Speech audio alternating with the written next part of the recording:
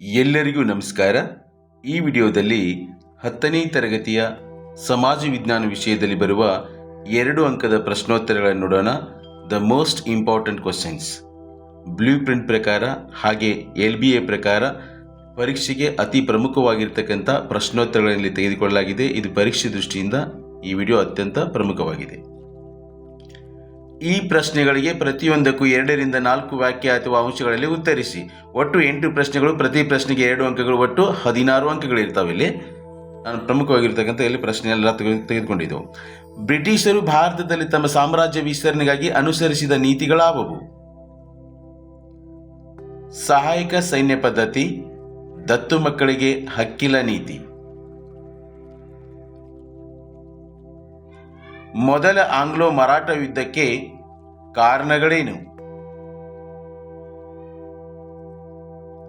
ಒಂದನೇ ಆಂಗ್ಲೋ ಮರಾಠ ಯುದ್ಧದ ಕಾರಣಗಳು: ಮರಾಠರು 2ನೇ ಶಾ ಆಲಂನನ್ನು ದೆಹಲಿಯ ಚಕ್ರವರ್ತಿಯನ್ನಾಗಿ ಮಾಡಿದರು.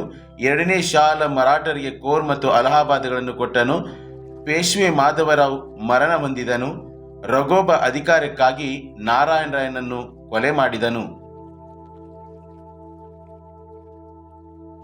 ಮೂರನೇ ಆಂಗ್ಲೋ ಮರಾಠ ಯುದ್ಧಕ್ಕೆ ಕಾರಣಗಳಾವುವು? ಮರಾಠರು ಘನತೆ ಮತ್ತು ಸ್ವಾತಂತ್ರ್ಯ ಉಳಿಸಿಕೊಳ್ಳಲು ಯತ್ನಿಸಿದರು. 2ನೇ ಬಾಜಿರಾಯನು ಬ್ರಿಟಿಷರ ನಿಯಂತ್ರಣದಿಂದ ಮುಕ್ತಗೊಳ್ಳಲು ಯತ್ನಿಸಿದನು. 1817ರಲ್ಲಿ 2ನೇ ಬಾಜಿರಾಯನು ಪುನಾದಲ್ಲಿ ಬ್ರಿಟಿಷ್ ರೆಸಿಡೆನ್ಸಿಯ ಮೇಲೆ ದಾಳಿ ನಡೆಸಿ ಸುಟ್ಟನು. ಮೂರನೇ ಆಂಗ್ಲೋ ಮರಾಠ ಯುದ್ಧದ ಪರಿಣಾಮಗಳೇನು? ಅಥವಾ ಮೂರನೇ ಆಂಗ್ಲೋ ಮರಾಠ ಯುದ್ಧವು ಮರಾಠರ ಅವನತಿಗೆ ಕಾರಣವಾಯಿತು, ಸಮರ್ಥಿಸಿ. ಇಲ್ಲಿ ನೋಡಿ, ಪ್ರಶ್ನೆಗಳನ್ನ ಈ ರೀತಿಯಾಗಿ ಬೇರೆ ಬೇರೆ ರೀತಿಯಲ್ಲೂ ಕೂಡ ಕೇಳಬಹುದು. ಉತ್ತರ ಮಾತ್ರ ಒಂದೇ ಆಗಿರುತ್ತೆ. 2ನೇ ಬಾಜಿರಾಯನು 1818ರಲ್ಲಿ ಕೋರೆಗಾಂವ್ ಮತ್ತು ಅಸ್ಟಿ ಯುದ್ಧಗಳಲ್ಲಿ ಸೋತನು. ಬ್ರಿಟಿಷರು ಪೇಶ್ವೆ ಪದವಿಯನ್ನು ರದ್ದುಗೊಳಿಸಿದರು. 2ನೇ ಬಾಜಿರಾಯನಿಗೆ ವಿಶ್ರಾಂತಿ ವೇತನ ನೀಡಿದರು. ಶಿವಾಜಿಯ ವಂಶಸ್ಥ ಪ್ರತಾಪ್ ಸಿಂಹನಿಗೆ ಸತಾರ ನೀಡಲಾಯಿತು. ಇವು ಮೂರನೇ ಆಂಗ್ಲೋ ಮರಾಠ ಯುದ್ಧದ ಪರಿಣಾಮಗಳು. ದತ್ತು ಮಕ್ಕಳಿಗೆ ಹಕ್ಕಿಲ್ಲ ಎಂಬ ನೀತಿಯು ಭಾರತದಲ್ಲಿ ಬ್ರಿಟಿಷ್ ಅಧಿಕಾರದ ವಿಸ್ತರಣೆಗೆ ಸಹಾಯಕವಾಯಿತು, ಸಮರ್ಥಿಸಿ. ಅಥವಾ ಭಾರತದಲ್ಲಿ ಬ್ರಿಟಿಷರು ತಮ್ಮ ಸಾಮ್ರಾಜ್ಯ ವಿಸ್ತರಣೆಗೆ ದತ್ತು ಮಕ್ಕಳಿಗೆ ಹಕ್ಕಿಲ್ಲ ಎಂಬ ನೀತಿಯನ್ನು ಒಂದು ಅಸ್ತ್ರವಾಗಿ ಬಳಸಿದರು, ಸಮರ್ಥಿಸಿ. ಇಲ್ಲಿ ಪ್ರಶ್ನೆ ಬೇರೆ ಬೇರೆ ರೀತಿಯಾಗಿದ್ದರೂ ಕೂಡ ಉತ್ತರ ಒಂದೇ ಆಗಿರುತ್ತೆ. ಯಾವುದೇ ಭಾರತೀಯ ರಾಜನು ಮಕ್ಕಳಿಲ್ಲದೆ ಮೃತನಾದರೆ ಅವನು ದತ್ತು ತೆಗೆದುಕೊಂಡಿದ್ದ ಪುತ್ರನಿಗೆ ಉತ್ತರಾಧಿಕಾರ ಹಕ್ಕಿರಲಿಲ್ಲ. ಅಂತಹ ರಾಜ್ಯಗಳನ್ನು ಬ್ರಿಟಿಷ್ ಸಾಮ್ರಾಜ್ಯದಲ್ಲಿ ವಿಲೀನಗೊಳಿಸಲಾಗುತ್ತಿತ್ತು. 2ನೇ ಆಂಗ್ಲೋ ಸಿಖ್ ಯುದ್ಧದಲ್ಲಿ ಸಿಖ್ ದಂಗೆಗಳ ನೇತೃತ್ವ ವಹಿಸಿದ್ದ ನಾಯಕರನ್ನು ಹೆಸರಿಸಿ. ಚಟ್ಟಾರ್ ಸಿಂಗ್ ಅಟ್ಟಾರಿವಾಲ್ ಮತ್ತು ಮೂಲರಾಜ್. ಭಾರತವು ಸ್ವಾತಂತ್ರ್ಯ ಗಳಿಸಿದ ಸಮಯದಲ್ಲಿ ಎದುರಿಸಿದ ಸಮಸ್ಯೆಗಳು ಯಾವುವು? ಇಲ್ಲಿ ಬಹಳಷ್ಟು ಸಮಸ್ಯೆಗಳಿದ್ದವು. 2 ಅಂಕದ ಪ್ರಶ್ನೆ ಆಗಿರುವುದರಿಂದ ನಾನು 4 ಪಾಯಿಂಟನ್ನು ತೆಗೆದುಕೊಳ್ಳಲಾಗಿದೆ. ಭಾರತವು ಸ್ವಾತಂತ್ರ್ಯ ಗಳಿಸಿದಾಗ ಎದುರಿಸಿದ ಸಮಸ್ಯೆಗಳು: ನಿರಾಶ್ರಿತರ ಸಮಸ್ಯೆ, ಮತೀಯ ಗಲಭೆ, ಸರ್ಕಾರದ ರಚನೆ, ದೇಶೀಯ ಸಂಸ್ಥಾನಗಳ ವಿಲೀನೀಕರಣ. ಇಲ್ಲಿ 2 ಅಂಕದ ಪ್ರಶ್ನೆ ಇರುವುದರಿಂದ 4 ಪಾಯಿಂಟ್ ಬರೆದರೆ ಸಾಕು. ಪಾಂಡಿಚೇರಿಯನ್ನು ಫ್ರೆಂಚರಿಂದ ಹೇಗೆ ವಿಮುಕ್ತಗೊಳಿಸಲಾಯಿತು? ಪಾಂಡಿಚೇರಿ, ಕಾರೈಕಲ್, ಮಾಹೆ ಮತ್ತು ಚಂದ್ರನಗರಗಳು ಫ್ರೆಂಚರ ವಸಾಹತುಗಳಾಗಿದ್ದವು. ಇವುಗಳು ಸ್ವಾತಂತ್ರ್ಯಕ್ಕಾಗಿ ಕಾಂಗ್ರೆಸ್, ಕಮ್ಯುನಿಸ್ಟ್ ಮತ್ತು ಇತರ ಸಂಘಟನೆಗಳು ಹೋರಾಟ ನಡೆಸಿದವು. 1954ರಲ್ಲಿ ಈ ಪ್ರದೇಶಗಳು ಭಾರತಕ್ಕೆ ಸೇರ್ಪಡೆಗೊಂಡವು. 1962ರಲ್ಲಿ ಪಾಂಡಿಚೇರಿ ಭಾರತದ ಕೇಂದ್ರಾಡಳಿತ ಪ್ರದೇಶವಾಯಿತು. ಹೈದರಾಬಾದ್ ಸಂಸ್ಥಾನವನ್ನು ಭಾರತ ಒಕ್ಕೂಟಕ್ಕೆ ಹೇಗೆ ವಿಲೀನಗೊಳಿಸಲಾಯಿತು? ನಿಜಾಮನು ಸ್ವತಂತ್ರವಾಗಿ ಉಳಿಯಲು ಬಯಸಿದನು. ನಿಜಾಮನು ಭಾರತಕ್ಕೆ ಸೇರಲು ನಿರಾಕರಿಸಿದನು. ಭಾರತದ ಸೈನಿಕರು ನಿಜಾಮನನ್ನು ಸೋಲಿಸಿದರು. 1948ರಲ್ಲಿ ಇದು ಭಾರತದೊಂದಿಗೆ ಸೇರ್ಪಡೆಯಾಯಿತು, ಅಂದರೆ ಭಾರತದೊಂದಿಗೆ ವಿಲೀನವಾಯಿತು ಹೈದರಾಬಾದ್. ದೇಶೀಯ ಸಂಸ್ಥಾನಗಳ ವಿಲೀನೀಕರಣದಲ್ಲಿ ಸರ್ದಾರ್ ವಲ್ಲಭಭಾಯಿ ಪಟೇಲ್ ರವರ ಪಾತ್ರ ಮಹತ್ತರವಾದದ್ದು, ಸಮರ್ಥಿಸಿ. ಸರ್ದಾರ್ ವಲ್ಲಭಭಾಯಿ ಪಟೇಲರ ಮಹತ್ವವನ್ನು ಬರೀಬೇಕಾಗುತ್ತೆ, ಅವರ ಪಾತ್ರವನ್ನು ಬರೀಬೇಕು. ಭಾರತ ಸ್ವತಂತ್ರವಾದಾಗ 562 ದೇಶೀಯ ಸಂಸ್ಥಾನಗಳಿದ್ದವು. 1947ರಲ್ಲಿ ಭಾರತ ಸರ್ಕಾರದ ವಿಲೀನ ಕಾಯ್ದೆ ಜಾರಿ. ಭಾರತದ ಒಕ್ಕೂಟಕ್ಕೆ ಸೇರಲು ಆಹ್ವಾನ. ಜುನಾಗಢ, ಹೈದರಾಬಾದ್ ಮತ್ತು ಜಮ್ಮು ಕಾಶ್ಮೀರ 3 ಸಂಸ್ಥಾನಗಳ ತೀವ್ರ ವಿರೋಧ. ಸರ್ದಾರ್ ವಲ್ಲಭಭಾಯಿ ಪಟೇಲರ ನೇತೃತ್ವದಲ್ಲಿ ದೇಶೀಯ ಸಂಸ್ಥಾನಗಳ ವಿಲೀನೀಕರಣ ಯಶಸ್ವಿ. 562 ಸಂಸ್ಥಾನಗಳನ್ನು ಈ ಸರ್ದಾರ್ ವಲ್ಲಭಭಾಯ್ ಪಟೇಲರು ವಿಲೀಕರಣ ಮಾಡ್ತಾರೆ. ಹೀಗಾಗಿ ಇವ್ರನ್ನ ಭಾರತದ ಉಕ್ಕಿನ ಮನುಷ್ಯ ಅಂತ ಕರೀತಾರೆ. ಜುನಾಗಢ ಸಂಸ್ಥಾನವನ್ನು ಭಾರತ ಒಕ್ಕೂಟದಲ್ಲಿ ಹೇಗೆ ವಿಲೀನಗೊಳಿಸಲಾಯಿತು? ನವಾಬನು ಪಾಕಿಸ್ತಾನಕ್ಕೆ ಸೇರಲು ಇಚ್ಛಿಸಿದನು. ಪ್ರಜೆಗಳು ಅವನ ವಿರುದ್ಧ ಬೀದಿಗಿಳಿದರು. ನವಾಬನು ಪಲಾಯನ ಮಾಡಿದನು. 1949ರಲ್ಲಿ ಇದು ಭಾರತದೊಂದಿಗೆ ಸೇರ್ಪಡೆಯಾಯಿತು. ಗೋವಾ ಭಾರತ ಒಕ್ಕೂಟಕ್ಕೆ ಹೇಗೆ ಸೇರ್ಪಡೆಯಾಯಿತು? ಗೋವಾ ಭಾರತಕ್ಕೆ ಸೇರಬೇಕೆಂಬ ನಿರಂತರ ಚಳುವಳಿ ನಡೆಯಿತು. ಭಾರತದ ವಿವಿಧ ಸತ್ಯಾಗ್ರಹಿಗಳು ಗೋವಾದಲ್ಲಿ ಚಳುವಳಿ ನಡೆಸಿದರು. 1955ರಲ್ಲಿ ಸತ್ಯಾಗ್ರಹಿಗಳು ಗೋವಾ ವಿಮೋಚನಾ ಹೋರಾಟ ಪ್ರಾರಂಭಿಸಿದರು. 1961ರಲ್ಲಿ ಗೋವಾ ಸ್ವತಂತ್ರವಾಯಿತು. ಸ್ವಾತಂತ್ರ್ಯ ಗಳಿಸಿದ ನಂತರ ಭಾರತವು ನಿರಾಶ್ರಿತರ ಸಮಸ್ಯೆಯನ್ನು ಹೇಗೆ ಎದುರಿಸಿತು ಅಂದರೆ ಹೇಗೆ ಬಗೆಹರಿಸಿತು ಅನ್ನಂಗೆ ವಸತಿ ಸೌಲಭ್ಯ, ಉದ್ಯೋಗ ಸೃಷ್ಟಿ, ಭೂಮಿ ಪೂರೈಕೆ, ಶಿಕ್ಷಣ ಸೌಲಭ್ಯ. ಇಲ್ಲಿ ಬಹಳಷ್ಟು ಪಾಯಿಂಟ್ಗಳು ಬರ್ತಾವು. ಬಟ್ ಇದು 2 ಅಂಕದ ಪ್ರಶ್ನೆ ಇರೋದ್ರಿಂದ ನಮಗೆ 4 ಪಾಯಿಂಟ್ ಆದರೆ ಸಾಕು. ಹೀಗಾಗಿ ವಸತಿ ಸೌಲಭ್ಯ, ಉದ್ಯೋಗ ಸೃಷ್ಟಿ, ಭೂಮಿ ಪೂರೈಕೆ, ಶಿಕ್ಷಣ ಸೌಲಭ್ಯ. ಸಾರ್ವಜನಿಕ ಆಡಳಿತವು ವ್ಯಕ್ತಿಯ ಜನನದಿಂದ ಮರಣದವರೆಗೆ ಅಗತ್ಯವಾದ ಸೇವೆಗಳನ್ನು ಒದಗಿಸುತ್ತದೆ. ಸಮರ್ಥಿಸಿ. ಮಾನವನ ಸರ್ವಾಂಗೀಣ ಅಭಿವೃದ್ಧಿಗೆ ಸಹಾಯಕ. ಮಾನವ ಸಮಾಜದ ಅಳಿವು ಮತ್ತು ಉಳಿವು ಸಾರ್ವಜನಿಕ ಆಡಳಿತವನ್ನು ಅವಲಂಬಿಸಿದೆ. ಇದು ರಾಜ್ಯ ವ್ಯವಸ್ಥೆಯ ಹೃದಯವಾಗಿದೆ. ಸಾರ್ವಜನಿಕ ಆಡಳಿತ ಇಲ್ಲದ ರಾಜ್ಯದ ಕಲ್ಪನೆಯೇ ಅಸಾಧ್ಯವಾಗಿದೆ. Okay, next question. ಪ್ರತ್ಯಕ್ಷ ನೇಮಕಾತಿ ಹಾಗೂ ಪರೋಕ್ಷ ನೇಮಕಾತಿಯು ಹೇಗೆ ವ್ಯತ್ಯಾಸ ಹೊಂದಿದೆ? ನೋಡಿ, ಫಸ್ಟ್ ಪ್ರತ್ಯಕ್ಷ ನೇಮಕಾತಿ. ಪ್ರತ್ಯಕ್ಷ ನೇಮಕಾತಿಯನ್ನು ನೇರ ನೇಮಕಾತಿ ಎನ್ನುವರು. ಇದು ಜನಪ್ರಿಯ ಮತ್ತು ವೈಜ್ಞಾನಿಕ ವಿಧಾನವಾಗಿದೆ. ಇದು ಅರ್ಹ ಅಭ್ಯರ್ಥಿಗಳನ್ನು ಸ್ಪರ್ಧಾತ್ಮಕ ಪರೀಕ್ಷೆಗಳ ಮೂಲಕ ಆಯ್ಕೆ ಮಾಡುತ್ತದೆ. ಪರೋಕ್ಷ ನೇಮಕಾತಿಯನ್ನು ಆಂತರಿಕ ನೇಮಕಾತಿ ಎನ್ನುವರು. ಸೇವೆಯಲ್ಲಿ ಇದ್ದವರಿಗೆ ಮೇಲ್ದರ್ಜೆ ಹುದ್ದೆಗಳನ್ನು ನೀಡುವುದು. ಈ ಪದ್ಧತಿಯು ಭಾರತ ಸೇರಿದಂತೆ ಎಲ್ಲ ರಾಷ್ಟ್ರಗಳಲ್ಲಿ ಇದೆ. ಕೇಂದ್ರ ಲೋಕಸೇವಾ ಆಯೋಗದ ಕಾರ್ಯಗಳನ್ನು ವಿವರಿಸಿ. ಕೇಂದ್ರ ಸರ್ಕಾರದ ಎ ಮತ್ತು ಬಿ ಹುದ್ದೆಗಳ ನೇಮಕಾತಿ. ಎ ಮತ್ತು ಬಿ ಹುದ್ದೆಗಳಿಗೆ ಸ್ಪರ್ಧಾತ್ಮಕ ಪರೀಕ್ಷೆ ನಡೆಸುತ್ತದೆ. ವ್ಯಕ್ತಿತ್ವ ಪರೀಕ್ಷೆ ನಡೆಸುತ್ತದೆ. ಬಡ್ತಿ ಮತ್ತು ವರ್ಗಾವಣೆ ಬಗ್ಗೆ ಸರ್ಕಾರಕ್ಕೆ ಸಲಹೆ. ಅಧಿಕಾರಿಗಳ ದುರ್ನಡತೆಯ ಬಗ್ಗೆ ಶಿಸ್ತು ಕ್ರಮಕ್ಕೆ ಸರ್ಕಾರಕ್ಕೆ ಸಲಹೆ. ಕರ್ನಾಟಕ ರಾಜ್ಯ ಲೋಕಸೇವಾ ಆಯೋಗದ ಕಾರ್ಯಗಳನ್ನು ವಿವರಿಸಿ. ಕರ್ನಾಟಕ ರಾಜ್ಯ ಲೋಕಸೇವಾ ಆಯೋಗದ ಕಾರ್ಯಗಳನ್ನು ವಿವರಿಸಿ. ರಾಜ್ಯ ಸರ್ಕಾರಿ ಸೇವೆಗಳ ನೇಮಕಾತಿ. ರಾಜ್ಯ ಸರ್ಕಾರಿ ಸೇವೆಗಳಿಗೆ ಸ್ಪರ್ಧಾತ್ಮಕ ಪರೀಕ್ಷೆ ನಡೆಸುವುದು. ವ್ಯಕ್ತಿತ್ವ ಪರೀಕ್ಷೆ ನಡೆಸುವುದು. ಬಡ್ತಿ ಪ್ರಕರಣಗಳ ಬಗ್ಗೆ ಸರ್ಕಾರಕ್ಕೆ ಸಲಹೆ. ವರ್ಷಕ್ಕೆ 2 ಬಾರಿ ಇಲಾಖಾ ಪರೀಕ್ಷೆ ನಡೆಸುವುದು.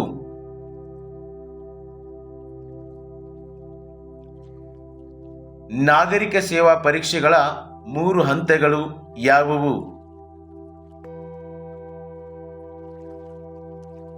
ಪೂರ್ವಭಾವಿ ಪರೀಕ್ಷೆ, ಮುಖ್ಯ ಪರೀಕ್ಷೆ, ವ್ಯಕ್ತಿತ್ವ ಪರೀಕ್ಷೆ. Prelims exam, mains exam, interview ಅಂತ 3 ಪ್ರಕಾರ ಇರುತ್ತೆ. ಸಾರ್ವಜನಿಕ ಭದ್ರತೆ ಒದಗಿಸಲು ಕೇಂದ್ರ ಗೃಹ ಮಂತ್ರಾಲಯವು ಹೊಂದಿರುವ ಸಶಸ್ತ್ರ ಸೈನಿಕ ಪಡೆಗಳನ್ನು ಪಟ್ಟಿ ಮಾಡಿ. ಕೇಂದ್ರೀಯ ಪೊಲೀಸ್ ಮೀಸಲು ಪಡೆ, ಗಡಿ ಭದ್ರತಾ ಪಡೆ, ರೈಲ್ವೆ ರಕ್ಷಣಾ ಪಡೆ, ಕೇಂದ್ರೀಯ ಕೈಗಾರಿಕಾ ಭದ್ರತಾ ಪಡೆ. ನೇಮಕಾತಿಯ ವಿಧಗಳು ಯಾವುವು? ಒಟ್ಟು 2 ರೀತಿಯ ನೇಮಕಾತಿಗಳಿದ್ದವು. ಅವು ಯಾವುವು ಅಂದರೆ, ಒಂದು ಪ್ರತ್ಯಕ್ಷ ನೇಮಕಾತಿ, ಇನ್ನೊಂದು ಪರೋಕ್ಷ ನೇಮಕಾತಿ. ವಿಶ್ವಸಂಸ್ಥೆ ಸ್ಥಾಪನೆಯಲ್ಲಿ ಪ್ರಮುಖ ಪಾತ್ರ ವಹಿಸಿದ ವಿಶ್ವದ ಪ್ರಮುಖ ನಾಯಕರು ಯಾರು?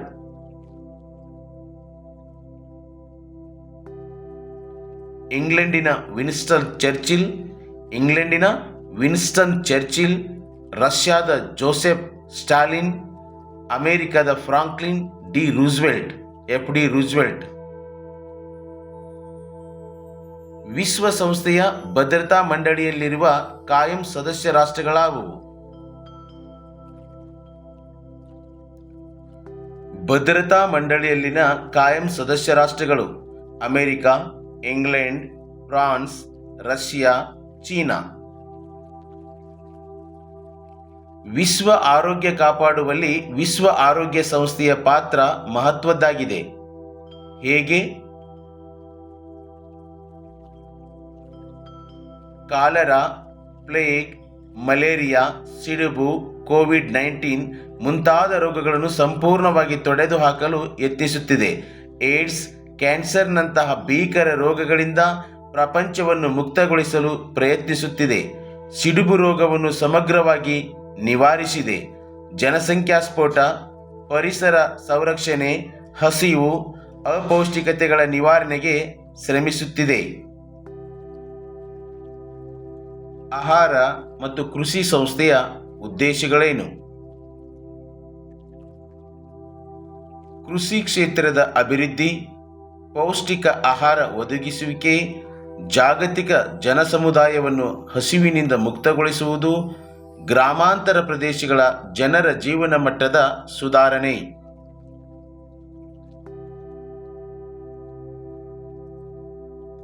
ವಿಶ್ವದ ರಾಷ್ಟ್ರಗಳ ಆರ್ಥಿಕ ಅಭಿವೃದ್ಧಿಯಲ್ಲಿ IBRDಯ ಪಾತ್ರ ಮಹತ್ವದ್ದು. ಸಮರ್ಥಿಸಿ.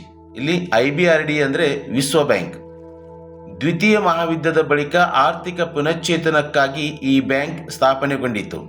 ಕೃಷಿ, ಕೈಗಾರಿಕೆ, ಸಾರಿಗೆ ಮತ್ತು ಸಂಪರ್ಕಗಳ ಅಭಿವೃದ್ಧಿಗಾಗಿ ಅಗಾಧ ಮೊತ್ತದ ಸಾಲ ನೀಡುತ್ತದೆ. ವಿಶ್ವ ವ್ಯಾಪಾರ ಹಾಗೂ ವಿದೇಶಿ ವಿನಿಮಯ ಪಾವತಿ ಸಮತೋಲನಕ್ಕೆ ಸಹಾಯ. ಎಲ್ಲ ಪ್ರಗತಿಪರ ರಾಷ್ಟ್ರಗಳ ಆರ್ಥಿಕ ಅಭಿವೃದ್ಧಿಗೆ ಅತ್ಯಂತ ಹೆಚ್ಚಿನ ಸಹಾಯ ಈ ಬ್ಯಾಂಕ್ ನೀಡುತ್ತದೆ. ಐರೋಪ್ಯ ಒಕ್ಕೂಟದ ಮುಖ್ಯ ಅಂಗ ಸಂಸ್ಥೆಗಳಾವುವು? ಯುರೋಪಿಯನ್ ಸಮಿತಿ, ಯುರೋಪಿಯನ್ ಆಯೋಗ, ಯುರೋಪಿಯನ್ ಸಂಸತ್ತು, ಯುರೋಪಿಯನ್ ನ್ಯಾಯಾಲಯ, ಯುರೋಪಿಯನ್ ಕೇಂದ್ರ ಬ್ಯಾಂಕ್. ಅಂತಾರಾಷ್ಟ್ರೀಯ ಮಟ್ಟದ ಆರ್ಥಿಕ ಸಮಸ್ಯೆಗಳನ್ನು ಪರಿಹರಿಸುವಲ್ಲಿ IMFನ ಪಾತ್ರ ಪ್ರಮುಖವಾಗಿದೆ. ಹೇಗೆ? ಅಥವಾ ಪ್ರಪಂಚದ ಆರ್ಥಿಕ ಸಮಸ್ಯೆಗಳನ್ನು ಪರಿಹರಿಸುವಲ್ಲಿ ಅಂತಾರಾಷ್ಟ್ರೀಯ ಹಣಕಾಸು ನಿಧಿಯ ಪಾತ್ರವನ್ನು ವಿವರಿಸಿ. ಇಲ್ಲಿ ಮಹತ್ವವನ್ನು ಬರೀಬೇಕಾಗುತ್ತೆ. ಪ್ರಶ್ನೆಗಳೇನು ಮಾಡ್ತಾನೆ, ಈ ರೀತಿಯಾಗಿ ಬೇರೆ ಬೇರೆ ರೀತಿಯಲ್ಲಿ ಕೇಳ್ತಾ ಇರ್ತಾನೆ. ಅಂತಾರಾಷ್ಟ್ರೀಯ ಮಟ್ಟದ ಆರ್ಥಿಕ ಸಮಸ್ಯೆಗಳ ಪರಿಹಾರಕ್ಕೆ ಯತ್ನಿಸುತ್ತದೆ. ವಿಶ್ವ ವಾಣಿಜ್ಯ ವ್ಯವಹಾರದ ಬೆಳವಣಿಗೆಗೆ ಸಹಕಾರ, ಆರ್ಥಿಕ ಸ್ಥಿರತೆಗೆ ಸಹಕಾರ, ಉತ್ತಮ ವಿದೇಶಿ ಪಾವತಿ ಸಮತೋಲನವನ್ನು ಕಾಯ್ದುಕೊಳ್ಳಲು ಸಹಕಾರ. ಸಾಮಾಜಿಕ ಸ್ತರವಿನ್ಯಾಸವು ಹೇಗೆ ರೂಪುಗೊಂಡಿದೆ? ಸಾಮಾಜಿಕ ಸ್ತರವಿನ್ಯಾಸವು ಉಂಟಾಗಲು ಕಾರಣಗಳು: ಆದಾಯದ ಮೂಲಗಳು, ಶಿಕ್ಷಣದ ಅವಕಾಶಗಳು, ವೃತ್ತಿ ಅವಕಾಶಗಳು, ಆರೋಗ್ಯ ಸೌಲಭ್ಯಗಳು. ಸಾಮಾಜಿಕ ಸ್ತರವಿನ್ಯಾಸವು ಕಾಲದಿಂದ ಕಾಲಕ್ಕೆ ಹಾಗೂ ದೇಶದಿಂದ ದೇಶಕ್ಕೆ ಭಿನ್ನವಾಗಿದೆ. ವಿವರಿಸಿ.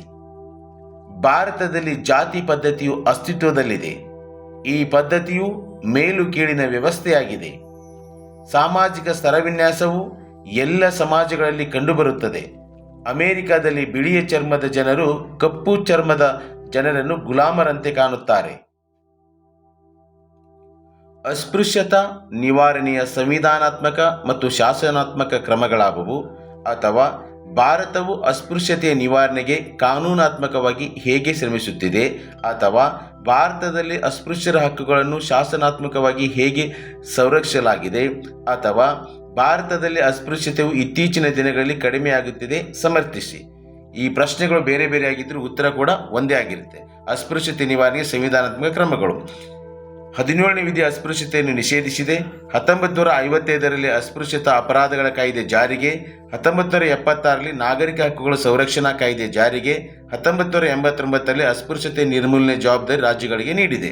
ಇಲ್ಲಿ 2 ಅಂಕದ ಪ್ರಶ್ನೆ ಆಗಿರೋದ್ರಿಂದ 4 ಪಾಯಿಂಟ್ಗಳನ್ನು ತೆಗೆದುಕೊಳ್ಳಲಾಗಿದೆ. 3 ಅಂಕದ ಪ್ರಶ್ನೆ ಆದರೆ 6 ತೆಗೆದುಕೊಳ್ಬೇಕಾಗತ್ತೆ. ಅಸ್ಪೃಶ್ಯತೆ ಒಂದು ಸಾಮಾಜಿಕ ಪಿಡುಗು. ವಿವರಿಸಿ. ಅಸ್ಪೃಶ್ಯತೆ ಒಂದು ಸಾಮಾಜಿಕ ಪಿಡುಗು. ಇದು ಕೆಳಹಂತದ ಆಚರಣೆಯಾಗಿದೆ. ಇವರನ್ನು ಶಿಕ್ಷಣದಿಂದ ವಂಚಿಸಲಾಗಿದೆ. ಆಸ್ತಿ ಹಕ್ಕಿನ ನಿರಾಕರಣೆ, ರಾಜಕೀಯ ಭಾಗವಹಿಸುವಿಕೆ ನಿರಾಕರಣೆ. ಅಸ್ಪೃಶ್ಯತೆಯ ನಿವಾರಣೆಗೆ ನಿಮ್ಮ ಸಲಹೆಗಳೇನು?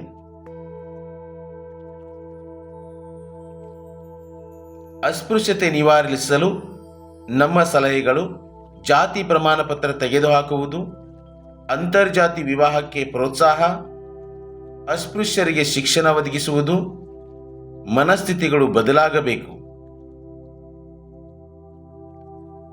ಬಾಲಕಾರ್ಮಿಕ ಸಮಸ್ಯೆಗೆ ಕಾರಣಗಳಾವುವು?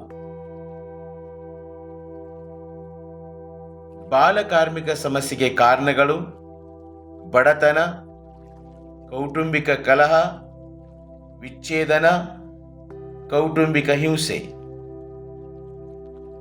ಬಾಲಕಾರ್ಮಿಕ ಸಮಸ್ಯೆಯ ದುಷ್ಪರಿಣಾಮಗಳೇನು? ಬಾಲಕಾರ್ಮಿಕ ಸಮಸ್ಯೆಯಿಂದಾಗುವ ದುಷ್ಪರಿಣಾಮಗಳು ಅಥವಾ ಪರಿಣಾಮಗಳು: ಮಾನಸಿಕ ಹಿಂಸೆ, ದೈಹಿಕ ಹಿಂಸೆ, ಅನಾರೋಗ್ಯ, ಪೌಷ್ಟಿಕ ಆಹಾರದ ಕೊರತೆ. ಹೆಣ್ಣು ಭ್ರೂಣ ಹತ್ಯೆಗೆ ಕಾರಣಗಳಾವುವು? ಯಾಕೆ ಹೆಣ್ಣು ಭ್ರೂಣ ಹತ್ಯೆಯನ್ನು ಮಾಡ್ತಾರೆ?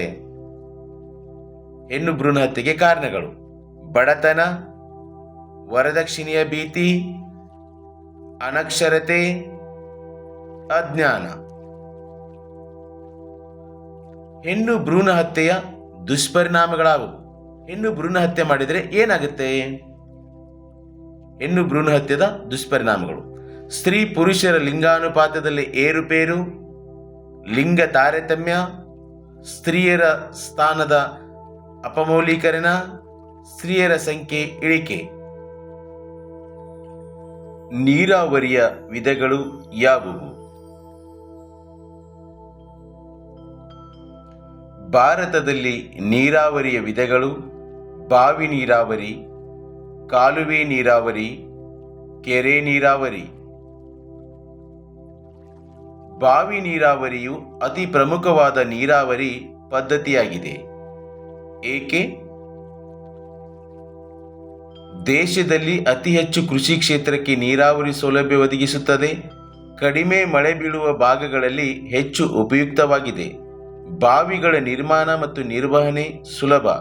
ಕೆರೆ ಮತ್ತು ಕಾಲುವೆ ನೀರಾವರಿ ಸೌಲಭ್ಯವಿಲ್ಲದ ಭಾಗಗಳಲ್ಲಿ ಅವಶ್ಯಕ. ಸಾರ್ವಕಾಲಿಕ ಕಾಲುವೆ ಮತ್ತು ಪ್ರವಾಹ ಕಾಲುವೆಗಳ ನಡುವಿನ ವ್ಯತ್ಯಾಸಗಳಾವುವು? ಸಾರ್ವಕಾಲಿಕ ಕಾಲುವೆ ನದಿಗಳಿಗೆ ಅಣೆಕಟ್ಟುಗಳನ್ನು ಕಟ್ಟಿ ನೀರನ್ನು ಸಂಗ್ರಹಿಸಿ ಕೃಷಿ ಭೂಮಿಗೆ ನೀರನ್ನು ಒದಗಿಸಲು ನಿರ್ಮಿಸಲಾಗುತ್ತದೆ. ಬಹುತೇಕ ಎಲ್ಲ ಕಾಲಗಳಲ್ಲೂ ನೀರು ಹರಿಯುವುದು. ಪ್ರವಾಹ ಕಾಲುವೆ ಅಣೆಕಟ್ಟುಗಳನ್ನು ಕಟ್ಟದೆ ನದಿಗಳಿಂದ ನೇರವಾಗಿ ತೋಡುವ ಕಾಲುವೆಗಳು. ನದಿಗಳು ತುಂಬಿ ಹರಿಯುವಾಗ ಮಾತ್ರ ನೀರು ಹರಿಯುವುದು. ಮಳೆ ನೀರು ಸಂಗ್ರಹಣೆ ಅಥವಾ ಮಳೆ ಕೊಯ್ಲು ಇಂದು ಕಡ್ಡಾಯವಾಗಿದೆ. ಏಕೆ? ಮಳೆ ಕೊಯ್ಲು ಇಂದು ಕಡ್ಡಾಯವಾಗಲು ಕಾರಣಗಳು: ನೀರು ಅತಿ ಅಮೂಲ್ಯವಾಗಿದೆ. ಭಾರತದಲ್ಲಿ ನೀರಿನ ಹಂಚಿಕೆ ತಾರತಮ್ಯಗಳಿಂದ ಕೂಡಿದೆ. ಮಳೆಗಾಲದ ಅವಧಿ ಕಡಿಮೆಯಾಗಿದೆ. ಬೇಸಿಗೆಯಲ್ಲಿ ನೀರಿನ ಕೊರತೆ ಕಂಡುಬರುತ್ತದೆ. ಭಾರತದಲ್ಲಿರುವ ಬೆಳೆ ಋತುಗಳು ಯಾವುವು? ಮುಂಗಾರು ಅಥವಾ ಖಾರಿಫ್ ಬೇಸಾಯ, ಹಿಂಗಾರು ಅಥವಾ ರಬಿ ಬೇಸಾಯ, ಬೇಸಿಗೆಯ ಅಥವಾ ಜೇಡ್ ಬೇಸಾಯ. ಒಟ್ಟು 3 ಋತುಗಳನ್ನು ಮಾಡಲಾಗಿದೆ. ಖಾರಿಫ್ ಬೇಸಾಯ, ರಬಿ ಬೇಸಾಯ, ಜೇಡ್ ಬೇಸಾಯ ಹೀಗೂ ಕೂಡ ಬರೀಬಹುದು. ಭತ್ತದ ಬೇಸಾಯವು ಗೋಧಿ ಬೇಸಾಯಕ್ಕಿಂತ ಹೇಗೆ ಭಿನ್ನವಾಗಿದೆ? ಇಲ್ಲಿ ವ್ಯತ್ಯಾಸಗಳನ್ನು ಬರೀಬೇಕಾಗುತ್ತೆ. ಭತ್ತದ ಬೆಳೆಗೆ ಬೇಕಾಗಿರೋದು ಭೌಗೋಳಿಕ ಅಂಶ ನೋಡಿ. ಖಾರಿಫ್ ಬೆಳೆಯದು ಭತ್ತ ಅನ್ನೋದು 25 ಡಿಗ್ರಿ ಸೆಲ್ಸಿಯಸ್ ಉಷ್ಣಾಂಶ ಬೇಕು. 100 ರಿಂದ 200 ಸೆಂಟಿಮೀಟರ್ ಮಳೆ ಬೇಕು. ಮೆಕ್ಕಲು ಮಣ್ಣು, ಜೇಡಿ ಮಣ್ಣು ಸೂಕ್ತ. ಇನ್ನು ಗೋಧಿ ಬೆಳೆಗೆ ರಬಿ ಬೆಳೆ 10 ರಿಂದ 15 ಡಿಗ್ರಿ ಸೆಲ್ಸಿಯಸ್ ಉಷ್ಣಾಂಶ ಬೇಕು. 50 ರಿಂದ 70 ಸೆಂಟಿಮೀಟರ್ ಮಳೆ, ಮರಳು ಮಿಶ್ರಿತ ಜೇಡಿ ಮಣ್ಣು, ಕಪ್ಪು ಮಣ್ಣು ಸೂಕ್ತವಾಗಿದೆ. ಹತ್ತಿ ಬೆಳೆಯಲು ಅವಶ್ಯಕವಿರುವ ಭೌಗೋಳಿಕ ಅಂಶಗಳಾವುವು? ಅಥವಾ ಹತ್ತಿ ಬೆಳೆಯ ಸ್ಥಾನೀಕರಣದ ಮೇಲೆ ಪ್ರಭಾವ ಬೀರುವ ಅಂಶಗಳಾವುವು? 20 ರಿಂದ 25 ಡಿಗ್ರಿ ಸೆಲ್ಸಿಯಸ್ ಉಷ್ಣಾಂಶ, 75ರಿಂದ 150 ಸೆಂಟಿಮೀಟರ್ಗಿಂತ ಹೆಚ್ಚು ಮಳೆ ಬೇಕು. ಕಪ್ಪು ಮಣ್ಣು ಮತ್ತು ಮೆಕ್ಕಲು ಮಣ್ಣು ಸೂಕ್ತ. ಯಾವುದಕ್ಕೆಂದರೆ ಹತ್ತಿ ಬೆಳೆಗೆ. ತೋಟಗಾರಿಕೆ ಮತ್ತು ಪುಷ್ಪ ಬೇಸಾಯವು ಭಾರತೀಯ ರೈತರ ಅಭಿವೃದ್ಧಿಗೆ ಹೇಗೆ ಸಹಾಯ ಮಾಡಿದೆ? ಭಾರತವು ಇತ್ತೀಚೆಗೆ ತೋಟಗಾರಿಕಾ ಬೆಳೆಗಳು ಹಾಗೂ ಪುಷ್ಪ ಬೇಸಾಯದಲ್ಲಿ ಹೆಚ್ಚು ಅಭಿವೃದ್ಧಿ ಹೊಂದಿದೆ. ತೋಟಗಾರಿಕಾ ಬೆಳೆಗಳು ಹಾಗೂ ಪುಷ್ಪ ಬೇಸಾಯವು ಇತ್ತೀಚಿನ ದಿನಗಳಲ್ಲಿ ವ್ಯವಸಾಯ ಕ್ಷೇತ್ರದಲ್ಲಿ ಪ್ರಮುಖವಾದ ಆರ್ಥಿಕತೆಯನ್ನು ಹೊಂದಿದೆ. ಇವುಗಳು ರೈತರ ಆದಾಯ ವೃದ್ಧಿಸಲು ಪೂರಕವಾಗಿವೆ. ಭಾರತದಲ್ಲಿ ತೋಟಗಾರಿಕೆ ಹೆಚ್ಚು ಪೂರಕವಾಗಿರುವ ಭೌಗೋಳಿಕ ಅಂಶಗಳಾವುವು? ವೈವಿಧ್ಯಮಯ ಭೂಸ್ವರೂಪ, ವಾಯುಗುಣ, ಮಣ್ಣು, ನೀರಾವರಿ ಸೌಲಭ್ಯ ಇವುಗಳಿರೋದ್ರಿಂದಲೇ ಭಾರತ ದೇಶದಲ್ಲಿ ತೋಟಗಾರಿಕೆ ಬೇಸಾಯ ಮಾಡಲಿಕ್ಕೆ ಅನುಕೂಲಕರವಾಗಿದೆ. ಖಾರಿಫ್ ಬೇಸಾಯವನ್ನು ವಿವರಿಸಿ. ಅಂದರೆ ಮುಂಗಾರು ಬೇಸಾಯವನ್ನು ವಿವರಿಸಬೇಕು. ಮುಂಗಾರು ಬೇಸಾಯ ಅಂದ್ರೆ ಒಂದೇ, ಖಾರಿಫ್ ಬೇಸಾಯ ಅಂದ್ರೆ ಒಂದೇ. ನೈಋತ್ಯ ಮಾನ್ಸೂನ್ ಮಾರುತಗಳ ಅವಧಿಯ ಬೇಸಾಯವಾಗಿದೆ. ಮುಂಗಾರು ಬೇಸಾಯವೆಂದೇ ಹೆಸರಾಗಿದೆ. ಜೂನ್ ಜುಲೈ ತಿಂಗಳಲ್ಲಿ ಬಿತ್ತನೆ ಮಾಡಿ ಸೆಪ್ಟೆಂಬರ್ ಅಕ್ಟೋಬರ್ ತಿಂಗಳಲ್ಲಿ ಕಟಾವು ಮಾಡುವರು.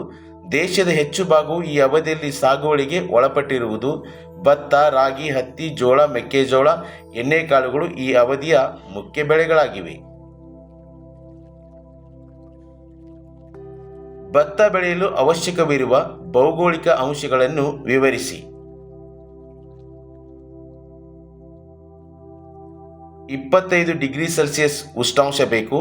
100ರಿಂದ 200 ಸೆಂಟಿಮೀಟರ್ ವಾರ್ಷಿಕ ಮಳೆ ಬೇಕು. ಫಲವತ್ತಾದ ಮಣ್ಣು ಮತ್ತು ಜೇಡಿ ಮಣ್ಣು ಬೇಕು. ಕಡಿಮೆ ಮಳೆ ಬೀಳುವ ಕಡೆಗಳಲ್ಲಿ ನೀರಾವರಿ ಅವಶ್ಯಕ. ಅಂದರೆ ಭತ್ತಕ್ಕೆ ಹೆಚ್ಚು ನೀರು ಬೇಕಾಗುತ್ತೆ. ಮಳೆ ಏನಾದರೂ ಕಡಿಮೆ ಬೀಳ್ತಾ ಇದ್ದರೆ ಅದಕ್ಕೆ ನೀರಾವರಿ ಬೇಕೇ ಬೇಕು. ಭಾರತದಲ್ಲಿ ಬೆಳೆ ಮಾದರಿಗಳನ್ನು ಪ್ರಭಾವಿಸುವ ನೈಸರ್ಗಿಕ ಮತ್ತು ಸಾಮಾಜಿಕ ಅಂಶಗಳನ್ನು ತಿಳಿಸಿ.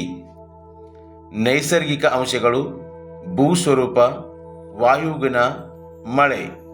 ಸಾಮಾಜಿಕ ಅಂಶಗಳು: ಸಂಪ್ರದಾಯ, ಮೂಢನಂಬಿಕೆ, ಅನಕ್ಷರತೆ. ಪಂಚವಾರ್ಷಿಕ ಯೋಜನೆಯ ಉದ್ದೇಶಗಳನ್ನು ಬರೆಯಿರಿ. ಪಂಚವಾರ್ಷಿಕ ಯೋಜನೆಗಳ ಉದ್ದೇಶಗಳು: ಉತ್ಪಾದನೆಯನ್ನು ಗರಿಷ್ಠ ಮಟ್ಟಕ್ಕೆ ಹೆಚ್ಚಿಸುವುದು, ಉದ್ಯೋಗಾವಕಾಶಗಳನ್ನು ಹೆಚ್ಚಿಸುವುದು, ಕೃಷಿ ಅಭಿವೃದ್ಧಿ, ಕೈಗಾರಿಕೆಗಳ ಅಭಿವೃದ್ಧಿ. ಇಲ್ಲಿ ಬಹಳಷ್ಟು ಪಾಯಿಂಟ್ಗಳಿದ್ದವು. ಸೊ 2 ಅಂಕ ಇರೋದ್ರಿಂದ ನಾನಿಲ್ಲಿ 4 ಪಾಯಿಂಟ್ ತೆಗೆದುಕೊಂಡಿದ್ದೀನಿ. ನೀತಿ ಆಯೋಗದ ಧ್ಯೇಯಗಳು ಯಾವುವು? ನೀತಿ ಆಯೋಗದ ಧ್ಯೇಯಗಳು: ಭಾರತ ಸರ್ಕಾರದ ಚಿಂತಕರ ಚಾವಡಿಯಾಗಿ ಕಾರ್ಯನಿರ್ವಹಿಸುವುದು, ಆರ್ಥಿಕ ಅಭಿವೃದ್ಧಿಯ ನೋಡಲ್ ಏಜೆನ್ಸಿಯಾಗಿ ಕಾರ್ಯನಿರ್ವಹಿಸುವುದು, ಕೆಳಮಟ್ಟದಿಂದ ಸಂಪನ್ಮೂಲಗಳನ್ನು ಬಳಸಿಕೊಂಡು ಆರ್ಥಿಕ ನೀತಿ ನಿರ್ಮಾಣ ಪ್ರಕ್ರಿಯೆಯಲ್ಲಿ ಭಾರತದ ರಾಜ್ಯ ಸರ್ಕಾರಗಳ ಒಳಗೊಳ್ಳುವಿಕೆಯ ಮೂಲಕ ಸಹಕಾರಿ ಫೆಡರಲಿಸಂ ಅನ್ನು ಉತ್ತೇಜಿಸುತ್ತದೆ. ಬಳಕೆದಾರರ ಶೋಷಣೆಗೆ ಕಾರಣಗಳಾವುವು? ಬಳಕೆದಾರರ ಶೋಷಣೆಗೆ ಕಾರಣಗಳು: ಮಾರಾಟ ವಿಧಾನದಲ್ಲಿ ಬದಲಾವಣೆ, ಗ್ರಾಹಕ ಮತ್ತು ಪೂರೈಕೆದಾರರ ನಡುವೆ ನೇರ ವ್ಯವಹಾರ ಇಲ್ಲದಿರುವುದು, ಮಧ್ಯವರ್ತಿಗಳ ಹಾವಳಿ, ಬೆಲೆಯನ್ನು ಮಧ್ಯವರ್ತಿಗಳೇ ನಿರ್ಧರಿಸುವುದು. ಇವೆಲ್ಲ ಬಳಕೆದಾರ ಶೋಷಣೆಗೆ ಕಾರಣಗಳು. ಪ್ರತಿ ವರ್ಷವೂ ಮಾರ್ಚ್ 15ರಂದು ವಿಶ್ವ ಗ್ರಾಹಕರ ಹಕ್ಕುಗಳ ದಿನವನ್ನು ಆಚರಿಸಲಾಗುತ್ತದೆ. ಏಕೆ? 1962 ಮಾರ್ಚ್ 15ರಂದು ಅಮೆರಿಕದ ಅಧ್ಯಕ್ಷ ಜಾನ್ ಎಫ್ ಕೆನಡಿ ನಾಗರಿಕರಿಗಾಗಿ ಸಂರಕ್ಷತೆಯ ಹಕ್ಕು, ಆಯ್ಕೆಯ ಹಕ್ಕು, ಮಾಹಿತಿ ಪಡೆಯುವ ಹಕ್ಕು ಮತ್ತು ಆಲಿಸುವ ಹಕ್ಕು ಎಂಬ 4 ಹಕ್ಕುಗಳನ್ನು ನೀಡುವ ವಿಧೇಯಕವನ್ನು ಅಂಗೀಕರಿಸಿದರು. ಹೀಗಾಗಿ ಮಾರ್ಚ್ 15ರಂದು ವಿಶ್ವ ಗ್ರಾಹಕ ಹಕ್ಕು ದಿನ ಆಚರಿಸುತ್ತಾರೆ. ವಿಶ್ವ ಗ್ರಾಹಕ ಹಕ್ಕು ದಿನ ಆಚರಿಸುತ್ತಾರೆ. ಅಮೆರಿಕ ಸಂಯುಕ್ತ ಸಂಸ್ಥಾನದ ಗ್ರಾಹಕರಿಗೆ ಜಾನ್ ಎಫ್ ಕೆನಡಿ ಅವರು ನೀಡಿದ ಹಕ್ಕುಗಳನ್ನು ಹೆಸರಿಸಿ. ಸಂರಕ್ಷತೆಯ ಹಕ್ಕು, ಆಯ್ಕೆಯ ಹಕ್ಕು, ಮಾಹಿತಿ ಪಡೆಯುವ ಹಕ್ಕು, ಆಲಿಸುವ ಹಕ್ಕು. ಸಹಾಯಕ ಸೈನ್ಯ ಪದ್ಧತಿಯ ನಿಬಂಧನೆಗಳೇನು? ಬ್ರಿಟಿಷ್ ಸೈನ್ಯದ ತುಕಡಿಯನ್ನು ರಾಜ್ಯದಲ್ಲಿ ಇರಿಸಿಕೊಳ್ಳುವುದು, ಸೇನೆಯ ವೆಚ್ಚ ಭರಿಸಬೇಕು, ಬ್ರಿಟಿಷ್ ರೆಸಿಡೆಂಟನ್ನು ನೇಮಿಸಿಕೊಳ್ಳಬೇಕು, ಇತರ ಯುರೋಪಿಯನ್ನರನ್ನು ನೇಮಿಸಿಕೊಳ್ಳುವಂತಿಲ್ಲ. ಸಾರ್ವಜನಿಕ ಆಡಳಿತದ ಮಹತ್ವವನ್ನು ತಿಳಿಸಿ. ಉತ್ತರವನ್ನು ನೋಡೋಣ.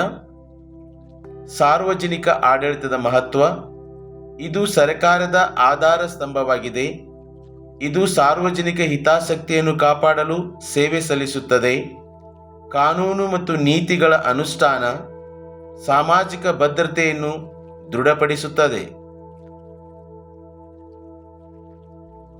ಸುಗ್ಗಿ ಪೂರ್ವ ಮತ್ತು ಸುಗ್ಗಿ ನಂತರದ ತಂತ್ರಜ್ಞಾನದ ನಡುವಿನ ವ್ಯತ್ಯಾಸ ತಿಳಿಸಿ. ಸುಗ್ಗಿ ಪೂರ್ವ ತಂತ್ರಜ್ಞಾನ: ಕೃಷಿ ಉತ್ಪಾದನೆಯಲ್ಲಿ ಬಳಸಲಾದ ರಾಸಾಯನಿಕ ಗೊಬ್ಬರ, ಕ್ರಿಮಿನಾಶಕಗಳು, ನೀರಾವರಿ ಸೌಲಭ್ಯಗಳನ್ನು ಸುಗ್ಗಿ ಪೂರ್ವ ತಂತ್ರಜ್ಞಾನ ಎನ್ನುವರು. ನೆಕ್ಸ್ಟು ಸುಗ್ಗಿ ನಂತರ ತಂತ್ರಜ್ಞಾನ: ಕೃಷಿ ಉತ್ಪನ್ನಗಳ ಸಂಗ್ರಹಣೆ, ಸಂಸ್ಕರಣೆ ಮತ್ತು ಮಾರಾಟದಲ್ಲಿ ತರಲಾದ ಸುಧಾರಣೆಗಳನ್ನು ಸುಗ್ಗಿ ನಂತರದ ತಂತ್ರಜ್ಞಾನ ಎನ್ನುವರು. ಭಾರತದಲ್ಲಿ ಭೂ ಬಳಕೆಯ ಪ್ರಕಾರಗಳಾವುವು? ಉತ್ತರವನ್ನು ನೋಡೋಣ. ಭೂ ಬಳಕೆಯ ಪ್ರಕಾರಗಳು: ನಿವ್ವಳ ಸಾಗುವಳಿ ಕ್ಷೇತ್ರ, ಅರಣ್ಯ ಭೂಮಿ, ವ್ಯವಸಾಯೇತರ ಭೂ ಬಳಕೆ, ಬೀಳು ಭೂಮಿ. ಭಾರತದ ಬೆಳೆಯ ಮಾದರಿಯ ಮೇಲೆ ಪ್ರಭಾವ ಬೀರುವ ಅಂಶಗಳಾವುವು? ಬೆಳೆಯ ಮಾದರಿಯನ್ನು ನಿರ್ಧರಿಸುವ ಅಂಶಗಳು: ನೈಸರ್ಗಿಕ ಅಂಶಗಳು, ಆರ್ಥಿಕ ಅಂಶಗಳು, ಸಾಮಾಜಿಕ ಅಂಶಗಳು, ರೈತರ ಮನೋಭಾವ. ಇವೆಲ್ಲವೂ ಬೆಳೆಯ ಮಾದರಿಯನ್ನು ನಿರ್ಧರಿಸುವ ಅಂಶಗಳು. ವ್ಯವಸಾಯದ ಪ್ರಾಮುಖ್ಯತೆಯನ್ನು ತಿಳಿಸಿ. ಉತ್ತರವನ್ನು ನೋಡೋಣ. ಭಾರತದಲ್ಲಿ ವ್ಯವಸಾಯದ ಪ್ರಾಮುಖ್ಯತೆ: ಜನರ ಜೀವನಾಧಾರವಾಗಿದೆ. ಆಹಾರ ಪೂರೈಕೆ, ಕಚ್ಚಾ ವಸ್ತುಗಳ ಪೂರೈಕೆ, ಸಾರಿಗೆ ಸಂಪರ್ಕದ ಅಭಿವೃದ್ಧಿ. ಇನ್ನು ಬಹಳಷ್ಟು ಅಂಶಗಳು ಬರ್ತಾ ಹೋಗ್ತಾವೆ. ಇಲ್ಲಿ 2 ಅಂಕದ ಪ್ರಶ್ನೆ ಇರೋದ್ರಿಂದ ಕೇವಲ 4 ಪಾಯಿಂಟ್ ತೆಗೆದುಕೊಳ್ಳಲಾಗಿದೆ. ಬಾಲ್ಯ ವಿವಾಹದ ದುಷ್ಪರಿಣಾಮಗಳೇನು? ಬಾಲ್ಯ ವಿವಾಹದ ದುಷ್ಪರಿಣಾಮಗಳು ಅಥವಾ ಪರಿಣಾಮಗಳು: ಬೆಳವಣಿಗೆ ಕುಂಠಿತ, ಲೈಂಗಿಕ ದೌರ್ಜನ್ಯ, ಗರ್ಭಪಾತ, ಅನಾರೋಗ್ಯ.